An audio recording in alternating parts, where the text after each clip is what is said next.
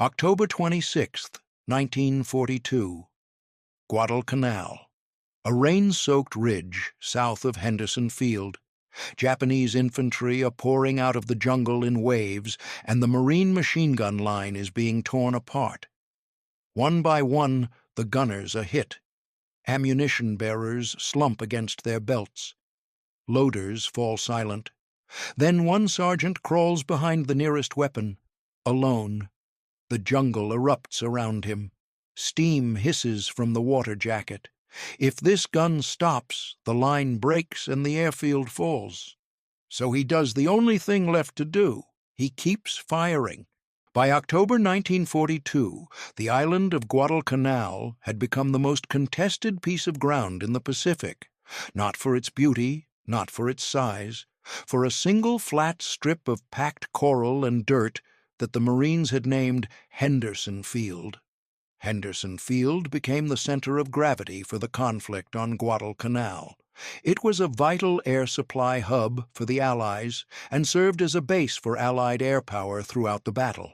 Without that airfield, American aircraft could not reach the Japanese shipping lanes threading through the Solomon Islands. Without those aircraft, the supply corridor between the United States and Australia would begin to strangle. The Japanese move threatened the ocean supply corridor between the United States and Australia, and the Americans prepared to counter the move by capturing Guadalcanal. Whoever held Henderson Field held the future of the Pacific campaign. The Marines had taken it in August, landing on the 7th with little initial resistance at the airstrip itself. Some 6,000 men of the U.S. 1st Marine Division launched an amphibious assault on Guadalcanal and Florida Island, surprising Guadalcanal's 2,000 Japanese defenders. The landings were made with strong naval and air support and met with little initial resistance, and the airfield on Guadalcanal and the harbor on Florida Island were seized in the first 36 hours. But taking the field and holding it proved to be two very different things. Within days, Japanese naval forces struck back with devastating effect, driving Allied warships from the surrounding waters. Japanese aircraft and warships counterattacked immediately. They drove off the American and Australian transports and warships in the waters off Guadalcanal, initially leaving the Marines to fend for themselves. The Marines on shore were stranded. Supply ships could not return. The men called it Operation Shoestring, and the name was not a joke. What followed was a slow, grinding siege. The Marines suffered from low morale, malaria, and other diseases, and exhaustion. Rations dwindled to 2 meals a day, then less. To conserve supplies, the troops were limited to 2 meals per day. Malaria tore through the ranks. The jungle itself was a combatant, thick and wet, and crawling with insects that carried disease as efficiently as any mortar round. Every night the men listened for the hum of Japanese bombers. Every day they dug deeper into their perimeter around the airfield and waited for the next assault. And the assaults kept coming. The Japanese made 3 noteworthy combined arms attacks aimed at recapturing Henderson Field, the Battle of the Tanaroo, the Battle of Edson's Bloody Ridge, and the Battle of Henderson Field. Each time the Marines held. Each time the cost was appalling. But the Japanese were not deterred. They were determined, and they were being reinforced. Between the 1st and 17th of October, Japanese convoys delivered 15,000 Japanese troops, comprising the remainder of the 2nd Infantry Division and 1 regiment of the 38th Infantry Division, plus artillery, tanks, ammunition, and provisions, to Guadalcanal. These fast warship runs came under the cover of night, racing down the channel the Marines called the Slot, unloading men and materiel before dawn, then racing back to safety before American aircraft could catch them. The Tokyo Express was a Japanese destroyer squadron that ferried troops and supplies to Guadalcanal during the battle. The Marines watched the buildup from their perimeter, counting explosions, counting muzzle flashes, counting the days until the next attack. Then came the night of October 13th. At 1:33 on October 14th, IJN battleships Congo and Haruna, escorted by 1 light cruiser and 9 destroyers, reached Guadalcanal and opened fire on Henderson Field. Over the next 83 minutes, they fired 973 14-inch shells into the Lunga perimeter, most of them falling in and around the area of the airfield. The bombardment heavily damaged the airfield's 2 runways, burned almost all of the available aviation fuel, destroyed 48 of the CAF's 90 aircraft, and killed 41 men. The troops who lived through that shelling referred to it simply as the night. Allied troops stationed at Henderson Field colloquially referred to this bombardment, the heaviest they had endured thus far in the campaign, as the night. There was nothing else to call it. By mid-October, the pattern was set. The Japanese were coming. Everyone knew it. The only question was when and with how much force. One of these convoys, on October 9th, landed General Hyakutake on the island to personally lead the Japanese forces in the planned offensive. The commanding general of the Japanese 17th Army was now on Guadalcanal in person, overseeing the largest coordinated ground offensive the campaign would see, and his target had not changed: Henderson Field, the flat strip of coral and mud that could decide who controlled the Pacific. Somewhere along the southern edge of the Marine perimeter, a platoon sergeant from western Pennsylvania was checking his guns, stringing wire, and preparing for what was coming. His name was Mitchell Paige, and what happened next would hinge on whether his machine gun section could hold a single ridgeline in the dark. Subscribe if you want more hidden World War II histories told carefully. The weapon that anchored the Marine defensive line at Guadalcanal was not new. It was not flashy. It was not light. It was the Browning M1917A1, a water-cooled, belt-fed heavy machine gun that had first gone to war in the trenches of France a quarter-century earlier. The M1917 Browning machine gun is a heavy machine gun used by the United States Armed Forces in World War I, World War II, the Korean War, and the Vietnam War. And on Guadalcanal, it became the single most important weapon in the perimeter. The gun was a beast to carry. Water cooling allowed the M1917A1 to fire sustained bursts of between 450 and 600 rounds per minute, but it also made the machine gun heavy and difficult to move. The machine gun, tripod, ammunition, and water needed to operate the weapon weighed more than 100 pounds.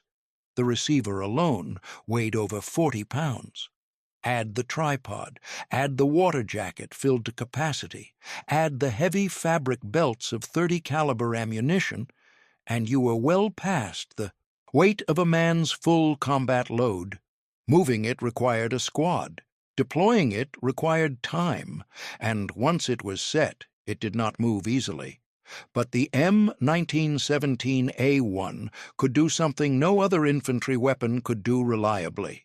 It could fire continuously, not in bursts, not in short strings, continuously. In the defense, they were a key part of the battalion's fires. The gun's water cooling and heavy tripods enabled them to fire thousands of rounds if necessary. The water jacket surrounding the barrel absorbed heat that would have warped or destroyed an air-cooled weapon within minutes of sustained fire. As long as water stayed in the jacket and ammunition stayed in the feed tray, the gun would keep killing. These guns subsequently saw widespread use during World War II in all theaters. They proved their mettle on many battlefields and were particularly effective against massed infantry charges in the Pacific. In the jungle fighting of Guadalcanal, where Japanese tactics favored night assaults, In dense, overwhelming waves, the M1917A1 was the last line of physics between an intact perimeter and a total breach. But the gun could not operate itself. It was a crew-served weapon, meaning it demanded multiple men working in concert. A gunner behind the spade grips, an assistant gunner feeding belts and watching for malfunctions, ammunition bearers hauling the heavy boxes of linked rounds forward from supply points, and someone coordinating all of it, keeping the fire directed, calling shifts, watching the barrel temperature. When the system worked, a single M1917A1 could anchor an entire defensive sector. When the crew started taking casualties, the system broke down fast. In the Marine Corps, the M1917A1 was used primarily in the Marine Infantry Battalion. Under the D-Series table of organization in effect at the start of the war, there were 24 heavy machine guns found in the Battalion Weapons Company. These weapons were organized into 3 heavy machine gun platoons. Platoon Sergeant Mitchell Paige commanded one of those sections. His was a 4-gun section assigned to Company H, 2nd Battalion, 7th Marines. He had been a machine gunner for 6 years. He required every Marine in his platoon to be able to field strip the water-cooled machine gun, the 1903 Springfield rifle, and the .45 caliber pistol. They could do it blindfolded, take it apart, and put it back together. Every man. That level of training was not incidental, it was survival doctrine. Because on a dark ridge in the middle of a Japanese assault, any man might have to step behind any gun. The question was not whether someone would fall. The question was whether someone else would be ready. The 7th Marines had not been on Guadalcanal from the beginning. From Samoa, the 7th Marines landed on Guadalcanal in September 1942. They came ashore into a campaign that was already desperate. The men who had been there since August were hollowed out. Malaria had claimed hundreds. The Japanese bombardments had rattled the nerves of even the most seasoned, and the perimeter around Henderson Field, while intact, was spread impossibly thin for the forces available to defend it. The 7th Marines came into that line and inherited a sector south of the airfield, where the terrain rose into a series of grassy ridges and sharp ravines. The jungle pressed close. Visibility was measured in yards, not hundreds of yards. At night, it dropped to nothing. You could not see 10 feet into the tree line without a flare, and flares only told the enemy exactly where to shoot. This was the ground where the next Japanese offensive would fall. And the Marines knew it was coming. Observing the Japanese, deliveries of troops and supplies to the island, American forces were expecting an imminent offensive by Japanese ground forces. Every man on the perimeter could feel the weight of what was gathering in the jungle. The Tokyo Express kept running. The nightly bombardments kept falling. The probing patrols from the Japanese side grew more frequent and more aggressive. The conditions alone were enough to break a man. The heat was equatorial, wet and suffocating. Rain came in sheets, not showers. It turned foxholes into pools and gun positions into mud pits. The insects were relentless. Mosquitoes carried malaria into the blood of thousands of Marines, and there was not enough quinine on the island to treat a fraction of them. Men fought while shaking with fever. Men stood watch with sweat dripping into their eyes and the taste of mud on their lips. And the food was barely food. Captured Japanese rice and whatever sea rations had been stockpiled before the supply ships were driven away. 2 meals a day at best. The men were losing weight, losing strength, losing the physical reserves that combat demands without asking permission. In that state, holding a defensive perimeter against a well-supplied, numerically superior force was not a tactical exercise. It was a test of what a human body could sustain when the mind refused to quit. Then, in the 3rd week of October, the buildup reached its crescendo. The main Japanese attacks came on October 24th and 25th, but these frontal assaults against fortified U.S. positions resulted in costly defeats. On the night of October 23rd, Japanese tanks struck the western sector of the Marine Line along the Matanikau River. On the night of October 23, 1942, the Japanese attacked Marine positions on Guadalcanal with lightly armored tanks. The Japanese tanks fell victim to American anti-tank weapons. Marine artillery crushed the accompanying infantry. The attack failed, but it was not the main effort. The main effort was still forming in the jungle to the south, and it was aimed directly at the ridgeline where Mitchell Paige's machine guns waited. On the evening of October 25, 1942, Platoon Sergeant Mitchell Paige was making final preparations along a ridge that faced south into a jungle-choked ravine. As the 33 men of his machine gun platoon set up their 4 guns along the ridge facing south toward a jungle-shrouded ravine on Guadalcanal, where the Japanese were massing for an attack, Marine Sergeant Mitchell Paige crawled in front of their position and rigged a makeshift trip wire designed to alert his troops should Japanese forces approach their line. The wire was primitive but effective. Shells from Japanese howitzers on the west bank of the Matanikau River slammed into the ridge during a driving rain as Paige worked as quickly as possible. After the wire was strung, he placed C-ration cans at intervals on the wire and put an empty cartridge in each so that the cans would rattle if disturbed. It was the kind of improvisation that only experience teaches. And Paige had experience. Paige had been in the Corps for 6 years, enlisting at 18. He spent time in China, the Philippines, and Cuba before the war, and was now considered an old-breed Marine. He had served aboard warships, guarded American property in Shanghai during the Sino-Japanese War, and trained recruits at bases across the Atlantic seaboard. He was not a man who had learned his trade in a classroom.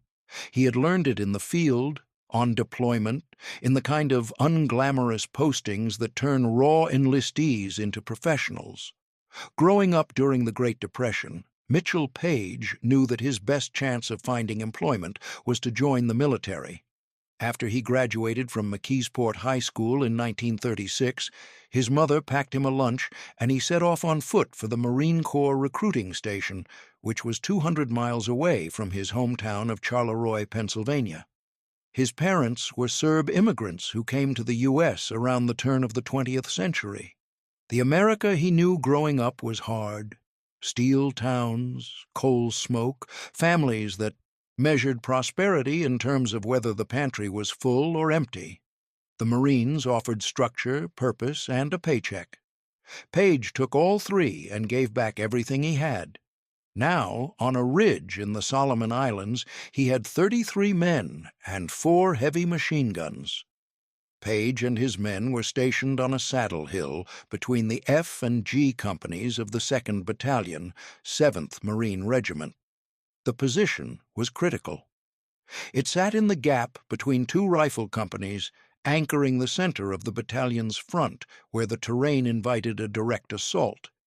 If the Japanese chose to push straight up the ravine and over the ridge, Paige's guns would be the first thing they hit.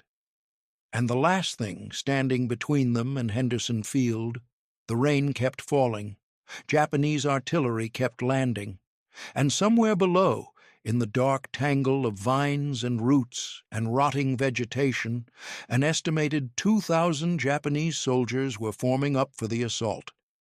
The night of October 26th, 1942, was a hellish time for the soldiers and Marines on Guadalcanal. The jungle in front of Marine Sergeant Mitchell Paige's heavy machine gun section contained 2,000 Japanese troops bent on piercing the thin line of American defenders and advancing north to Henderson Field. The last order Paige received was unmistakable in its simplicity. Hold the line. That was it. No fallback position, no reserve to call on. Hold.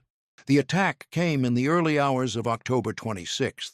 The Japanese struck Hannikin's battalion at 3 a.m. on October 26th. It did not announce itself with a single shot. It announced itself with everything at once: artillery, mortar fire. And then the sound that every Marine on Guadalcanal had learned to dread, the collective roar of a massed infantry charge in the dark. At 2 a.m., the waiting was over. Gunfire broke out all along the line as a seemingly endless wall of Japanese emerged from shadow and charged up the hill toward the American positions. They came in waves, surging out of the ravine and up the slope toward the ridgeline. Paige's 4 M1917A1s opened up. The sound was enormous. 4 water-cooled Brownings firing in concert, their cyclic rates merging into a continuous roar that tore through the jungle like a physical force. The first wave crumpled. Bodies piled at the base of the slope. The tracers cut bright lines through the rain and the dark, and for a moment the line held. But the Japanese did not stop. They never stopped. This was the doctrine of the Imperial Japanese Army in 1942, an assault designed not to probe, but to overwhelm. Momentum was the weapon. Mass was the method. If the first wave fell, the second was already running over their bodies. If the second stalled, the third was close behind. Company F was hardest hit.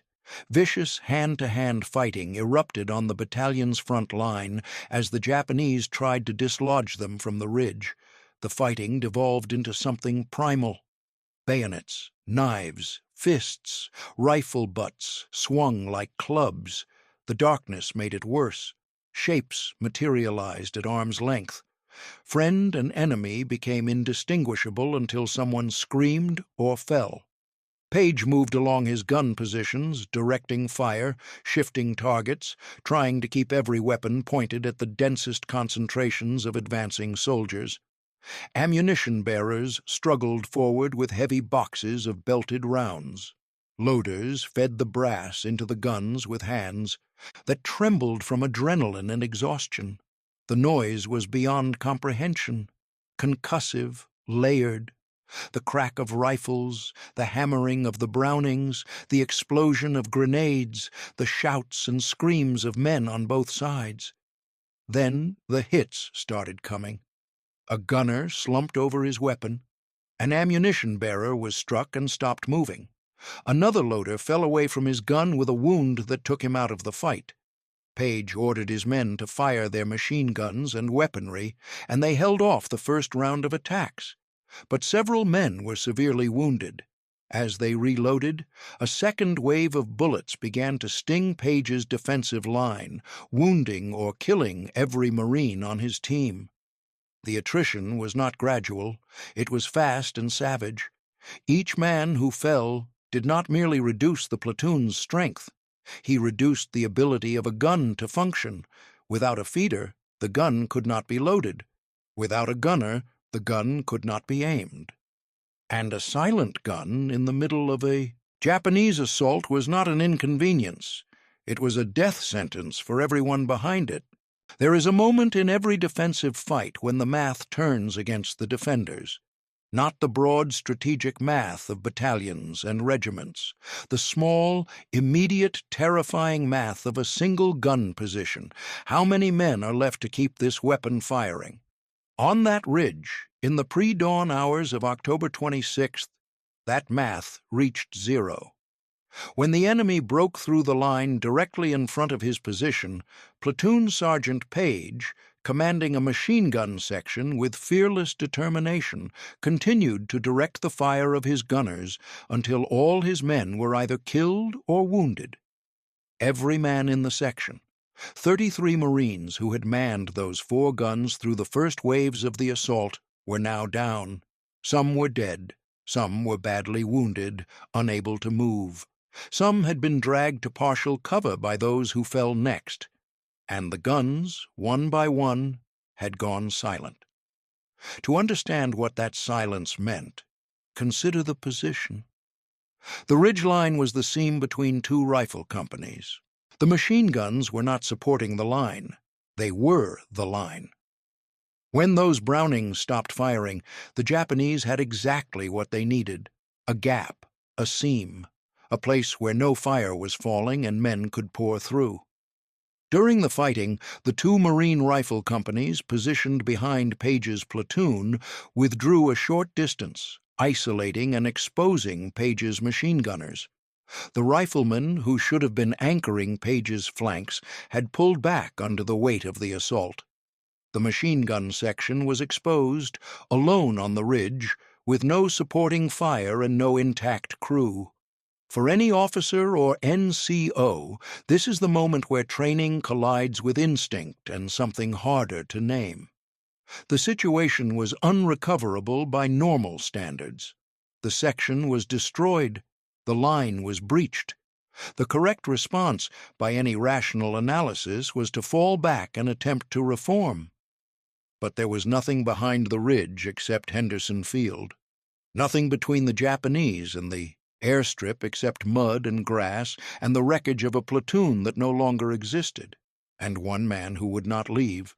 What Paige did next was not complicated. It was not a maneuver. It was not a tactic in any textbook sense. It was the most brutally direct response imaginable to the collapse of his position. He went to the nearest gun that still had ammunition and started firing it himself. Paige, commanding a machine gun section with fearless determination, continued to direct the fire of his gunners until all his men were either killed or wounded. Alone, against the deadly hail of Japanese shells, he fought with his gun, and when it was destroyed, took over another, moving from gun to gun, never ceasing his withering fire against the advancing hordes until reinforcements finally arrived. One man cannot properly operate a water-cooled Browning M1917A1. The gun is designed for a crew. The belts must be fed. The traversing mechanism must be adjusted. The water jacket must be monitored. The tripod must be kept stable under the immense recoil. Paige did all of it, alone, in the dark, under direct enemy fire. He fired until the belt ran out. Then he loaded another. He fired until the gun was knocked out, damaged beyond immediate function by enemy fire. Then he moved to the next gun. He fired an entire 250-round belt into them, piling up bodies. As Paige reloaded and kept up his fire, steam hissed from the water jacket of his Browning .30 caliber. The water in the cooling jacket was boiling from sustained fire. The barrel was so hot the steam rose in visible clouds. His hands burned against the metal. When a Japanese soldier thrust his bayonet at Paige's head, the sergeant threw up his left hand to block it. The razor-sharp blade cut deeply into his hand, nearly severing his fingers. In a lightning move, Paige drove his K-bar knife into his attacker's neck, killing him instantly. Then he went back to the gun. His hand was torn open. Blood ran down the receiver. He kept firing. The method was not elegant. It was a simple refusal to accept what the battlefield was demanding. The battlefield demanded silence. Paige answered with noise. Continuous, ripping, belt-fed noise that cut through the jungle and told the advancing Japanese that the position was not empty, that the gap was not open, that someone was still there behind the gun, and the cost of pushing through had not yet been paid in full. As his fellow Marines fell one by one, Paige maintained an extraordinary defense, running between multiple machine gun positions to create the illusion of a fully manned defense line. By sprinting from one gun to the next, he mimicked the sound of an intact platoon. 4 guns, different positions, different angles of fire, all operated by one man running through the dark with bleeding hands and a determination that had nothing left behind it except will. The Japanese kept attacking. The waves did not stop because one man was still firing. But something changed in the calculus of the assault. A breached line with no covering fire invites exploitation. Men flood the gap, formations pour through, follow-on forces exploit the penetration and roll up the flanks. That is how defensive lines collapse, and it is what the Japanese expected on that ridge. But the gap was not silent. The guns kept hammering, and with each burst the lead elements of the Japanese assault were cut down at the point of breakthrough. Not all of them. Not enough to stop the attack entirely, but enough to slow it. Enough to make the men coming through the gap pay for every yard. Enough to prevent the orderly exploitation that a clean breakthrough requires. This is the military logic of what Paige accomplished, stripped of all emotion. A single machine gun, properly positioned and continuously firing, creates what is called a beaten zone, a strip of ground where the density of bullets makes survival improbable. The Japanese could not mass at the point of breakthrough as long as that fire continued. They could advance in ones and twos, absorbing horrific casualties, but they could not pour through as a formation. And a formation was what they needed. The minutes stretched. How long can a man sustain that kind of effort? The physical demands alone are extraordinary. The Browning kicks with every round. The belts are heavy. Loading requires 2 hands, and one of Paige's was deeply lacerated. The noise alone, at close range, is disorienting to the point of vertigo. And through all of it, enemy soldiers are firing back. Grenades are landing. Mortar rounds are dropping onto the ridge. Men are dying within arm's reach. Paige did not keep time. No one does in moments like that. Time compresses and distorts. What feels like minutes may be an hour. What feels like an hour may be far less. But the record is clear. He held the position alone long enough for reinforcements to reach the ridge. The guns did not go silent, the line did not fully break, and that single fact, the refusal of one man to let the guns die, changed what happened next. When reinforcements finally arrived, they came not as a flood, but as a trickle. The executive officer of the 2-7 had scraped together rear echelon troops, and along with Marines from Company G, the Americans launched a counterattack, driving the Japanese back into the jungle. These were not fresh reserves held in waiting. They were cooks, clerks, ammunition handlers, whoever could carry a rifle and move toward the sound of firing. That was what the defense of Henderson Field had come to. Every man on the island was a rifleman when the line was threatened. They reached the ridge and found Paige still behind a gun, still firing. The position around him was littered with spent casings and dead men from both sides. The smell of cordite and burned water jacket steam hung in the humid air. The rain had not stopped. It simply continued, indifferent to the carnage beneath it. But Paige did not stop when reinforcements arrived. He did not collapse behind the gun. He did not hand off the weapon and crawl to safety.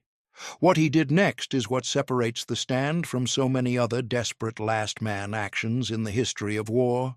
Then, forming a new line, he dauntlessly and aggressively led a bayonet charge, driving the enemy back and preventing a breakthrough in our lines. He organized the arriving Marines into a skirmish line. He unclamped a Browning from its tripod, slung ammunition belts over his shoulders, and cradled the scalding weapon in his arms. Then he led those men downhill, directly into the Japanese positions. The weight of the gun alone should have made this impossible. The M1917. A1, even without its tripod, weighed over 40 pounds. The water jacket was full of boiling liquid. The barrel was radiating heat that could sear skin through fabric. And Paige was firing it from the hip as he advanced, sweeping the jungle ahead of him while the men behind him fixed bayonets and charged. The Japanese soldiers, disoriented and out of position in the pitch-dark night, didn't seem to realize what was happening and actually began to fall back and retreat. The counter-assault had a ferocity that the enemy had not anticipated. They had expected to overrun a broken position. Instead, they met a man who had been holding that position alone for hours and was now coming toward them. The bayonet charge drove the Japanese back into the ravine. It did not end the battle for Henderson Field. Other sectors of the Marine line were still under assault, still absorbing wave after wave of Japanese infantry. But on Paige's ridge, the break was sealed. The penetration was reversed. The line held. 98 Japanese dead lay on the ridge, and another 200 in the ravine. The cost to Paige's platoon was devastating. Of the 33 men who had manned those 4 guns at the start of the night, all had been killed or wounded. The section that held the ridge no longer existed as a fighting unit, but the airfield behind them still existed. Henderson Field was still in American hands, and across the battalion's sector the story was the same. Hyakutake's soldiers conducted numerous assaults over 3 days at various locations around the Lunga perimeter, but all were repulsed with heavy losses for the Japanese attackers. Every penetration was contested. Every breakthrough was met with a counter-assault. The October offensive, the largest and most determined Japanese ground attack of the entire Guadalcanal campaign, had failed. The battle was the last serious ground offensive conducted by Japanese forces on Guadalcanal. After an attempt to deliver further reinforcements failed during the naval battle of Guadalcanal in November 1942, Japan conceded defeat in the struggle for the island and successfully evacuated many of its remaining forces by the first week of February 1943.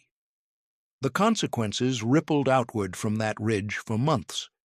With Henderson Field secure, American air power continued to project force across the Solomon Islands. Japanese supply convoys were intercepted, reinforcements were blocked. The Tokyo Express, which had run with near impunity through the fall, was gradually strangled by aircraft that still had a field to operate from. The Battle of Guadalcanal and the naval Battle of Midway marked a turning point in favor of the Allies in the Pacific War. It was not a single man who turned that tide. It was thousands. But on the night of October 26th, in the narrow sector where the line came closest to total collapse, the tide hung on whether a handful of Browning machine guns would keep firing, and one man made sure they did. While on Guadalcanal, Paige was commissioned a second lieutenant in the field on December 19, 1942. The battlefield commission was a recognition of what he had demonstrated not just in that single night, but in the quality of leadership that night had made visible. In May 1943 in Australia, the Marine Corps' World War II Commandant, General Alexander A. Vandegrift, presented the Medal of Honor to Second Lieutenant Paige in Melbourne. There is a tendency, when telling stories like this, to make them about exceptionalism, about one man who was somehow more than human, faster, braver, harder. That framing is tempting, and it is wrong. Mitchell Paige was not superhuman. He was a platoon sergeant from a steel town in Pennsylvania, born to Serbian immigrant parents, who graduated from McKeesport High School in 1936 and enlisted in the Marine Corps that September at age 18. He had spent 6 years learning his weapon, training his men, and internalizing a single principle that the Marine Corps had drilled into him from the day he arrived at boot camp. The mission does not end because circumstances become impossible. It ends when the mission is complete or the man is dead. On October 26, 1942, neither of those conditions was met, so he kept going. On October 26, 1942, after 33 Marines in his machine gun platoon were killed or wounded defending a ridge during the Battle of Guadalcanal, Platoon Sergeant Paige operated 4 machine guns, single-handedly stopping an entire Japanese regiment. He then led a bayonet charge that drove the enemy from the position entirely. The method was not sophisticated. Deny the enemy silence. Keep the guns alive. make the gap too expensive to push through. And when help arrives, do not rest. Attack. The viral logic of this story resonates because it follows a pattern as old as warfare itself. An overwhelming force strikes a thin line. The line begins to break. And one individual, through no grand strategy, but through simple, repeatable physical refusal to quit, holds the point of failure long enough for the line to reform. It is not a story about brilliance. It is a story about duration, about a man whose body kept moving after every rational calculation said to stop. He was the last surviving Medal of Honor recipient of the Guadalcanal campaign. On November 15, 2003, Paige died of congestive heart failure at his home in La Quinta, California, at the age of 85. In his later years, Paige partnered with the FBI to identify and expose individuals who were wearing or selling inauthentic copies of the Medal of Honor. He guarded the medal's integrity the way he had guarded the Ridge, with stubborn, relentless, unyielding determination. He never claimed the night on the Ridge as his alone. When Vandegrift presented him with the medal, calling him the first enlisted Marine in his division to receive it, Paige's response was not about himself. He said the medal belonged to all 33 men in his platoon, the men who loaded the belts, the men who carried the ammunition, the men who fell at the guns and made it necessary for one sergeant to run from weapon to weapon in the dark, because that is the truth the story carries beneath its surface. The stand was not one man's. It was a platoon's. 33 Marines held that ridge. They just did not all survive it. And the one who did, the one who stayed behind the guns when no one else could, did not hold the line alone. He held it for them, for all of them, so that what they had done, what they had given, would not be wasted. The gun did not stop. The line did not break. And Henderson Field, the strip of coral and mud that held the future of the Pacific, stayed in American hands, not because of strategy, not because of numbers, because of a man and a machine gun and a refusal to let the darkness win.